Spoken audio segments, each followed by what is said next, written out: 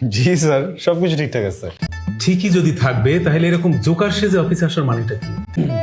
কি বলেন স্যার, বুঝি নাই। মানে রেগুলার মতোই তো ফর্মাল শার্ট প্যান্ট পরে আসছি।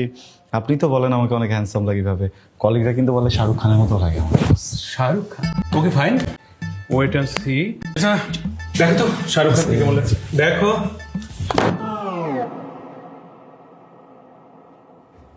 কি দেখেছো? আচ্ছা এদিক তাকাও, শোনো। আচ্ছা ইদানিং কি তোমার হরমোনজনিত পরিবর্তন, আই মিন যেমন ধরো ছেলেদের দিকে অ্যাট্রাকশন, ফিলিংস, তাদের সাথে ঘুরতে গেলে ভালো লাগে, এমন কোন ফিল পায়? তাহলে কি বলবো একটা কথা স্যার, বলো।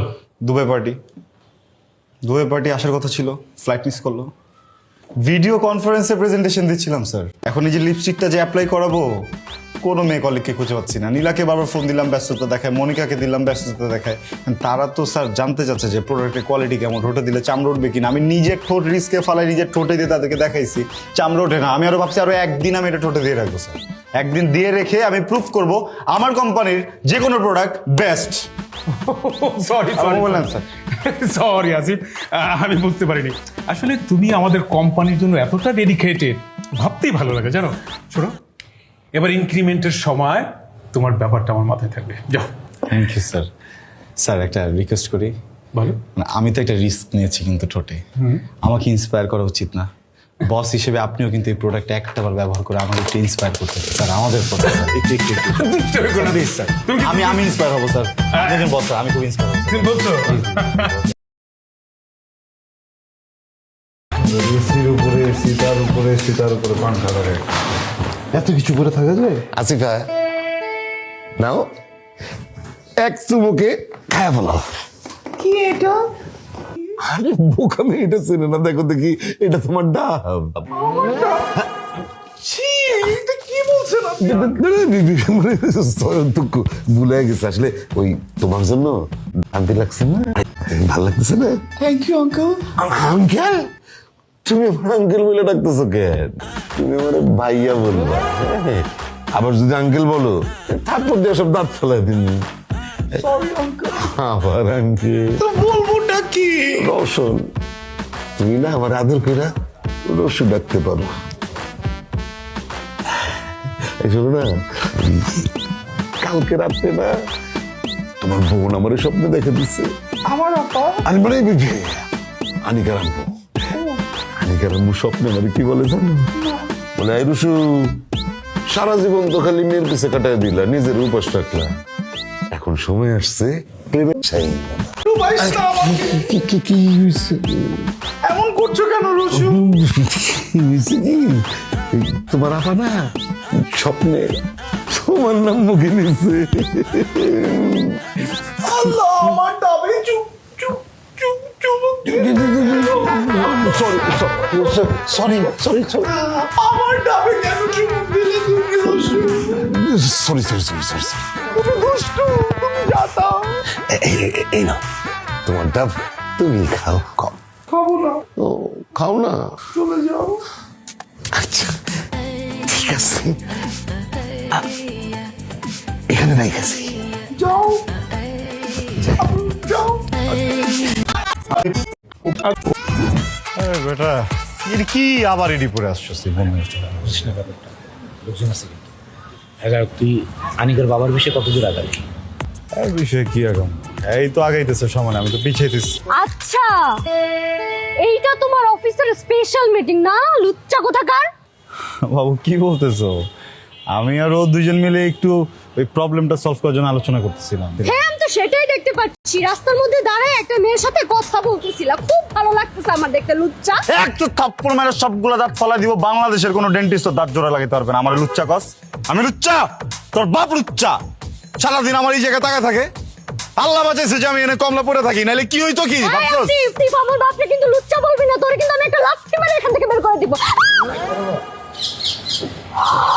কি ব্যাপার, চিল্লাই কেন? এই জয়নাল ভাই, আপনি এরকম বোরকা পরে ঘুরতেছেন কেন? আমি তো ভয় পেয়ে গেছিলাম। আর আপা কোয়েন না, আগে যে বাসায় আসছিলাম না, ওই বাসার আশেপাশে এত পরিমাণ বাকি খাইছি যে এলাকার লোকজন লাঠি আর হারিকেন নিয়ে আমারে খুঁজতেছে। তাই নিজেরে সেভ করানোর জন্য এই হাল। বাবা শোন, তোর শোনা গোষ্ঠী কিলাই সব। বাবু শোনা, চল যা যা যা। ও বাবু শোনো না, আরে তোরা বলছি তোর ছাড়া আমি তোরা মারবো এখন কিন্তু তোরা আমি। হ্যাঁ বল। আমি বুঝতে পারি না এই কথা। জয়নাল ভাই সরি, আমাকে মাফ করে দাও। মাফ করতে পারলাম না স্যার, যা। আমি কিন্তু আমার এক্সে ফোন দিব এখন। ফালতু কথা বলো কেন বাবু, চলো। ওকে এসো। Song, sir. তোমার জন্য অপেক্ষা করতেছিলাম ভাই। উনি হচ্ছে আমাদের ইয়াং এনার্জি আসিফুর রহমান আসিফ। উনি আপনাকে প্রোডাক্টের ডেমো দেখাবে। বস আমি হ্যাঁ তুমি, আরে তুমিই তো এই ব্যাপারে একমাত্র এক্সপার্ট। শুরু করো, অনেক দেরি করে ফেলছো। বস আজকে কোনো একজন মেয়ে কলিগ ডেমোটা দিয়ে দিক, আমরা যে প্রেজেন্টেশন বানাতে হবে এটা। আরে না না, তুমি সাজলে অনেক সুন্দর লাগে, তুমি তো আমাদের পোস্টার বয়। শুরু করো। বস আমি নিচ্ছি। বস এখানে যে দুটো প্রোডাক্ট দেখছেন, দুইটি লিপস্টিক, দুটি আমাদের ফ্লোরা বিউটি কসমেটিক্সের অংশ। এটা একটি স্মার্ট চ্যাপস্টিক লিপস্টিক, যেটা আপনি যে কোনো জায়গায় ক্যারি করতে পারবেন। This is very easy to use and আপনি এটা হারাবেনও না। অ্যান্ড এত সুন্দর, এত লাইট, এত স্মুথ অ্যান্ড এত সুন্দর একটা কালার আসে, এটা দেখলে যে কোনো মেরি ফার্স্ট চয়েস হবে এটা।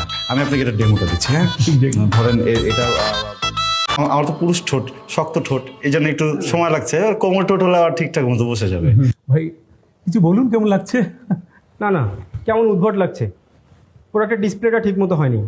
আপনি বরং একজন মডেল অ্যারেঞ্জ করে তাকে দিয়ে ফটোশ্যুট করান, সেটা বেটার হবে। Exactly sir. স্যার আপনি যে কেন এই পজিশনে আছেন এটার আর কোনো সন্দেহ থাকে না। আপনার পার্সোনালিটি, আপনার ডিসিশন, আপনার কথা প্রমাণ করে দেয় আপনি আসলে কে। আমি এটাই স্যারকে বুঝাচ্ছিলাম। এইভাবে না করে আমরা আসলে একটা মডেল এনে মডেলকে সাজিয়ে এইভাবে ফটোশ্যুট করে পাঠাই।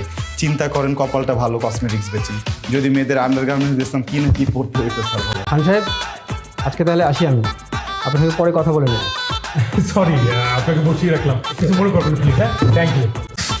খুবই সরি বস, মাফ করে দিন। চুপ!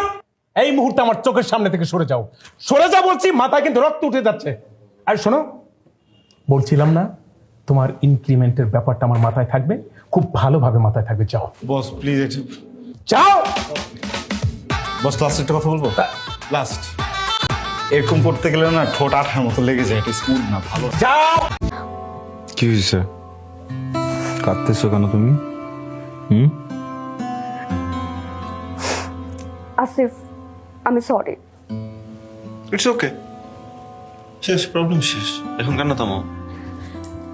আমি না কোনো কিছুই বুঝতে পারছি না, মানে প্রবলেমটা কার? প্রবলেমটা কি তোমার নাকি আমার? মানে আমি যখনই দেখি বাবা তোমার দিকে হ্যাংলার মতো তাকায় আছে তোমাকে পটানোর জন্য, ব্যাপারটা কতটা লজ্জাজনক আমার জন্য তুমি একবার ভাবো।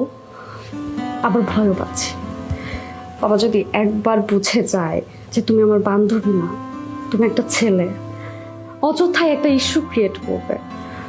বাকি বুঝতে পারছে ইস্যু কি ক্রিয়েট হয়েছে? ফিউচার নিয়ে কেন এত ভাবতেছো জান? কাঁদলে কি সব কিছু সলিউশনে আসবে? আচ্ছা তুমি যে আমাকে সরি বললা, কেন বলছো বলো? তোমার কোনো দোষ আছে? কেন সরি বলছো বলো? সরি যদি বলতে হয় সেটা তো আমাকে বলতে হবে।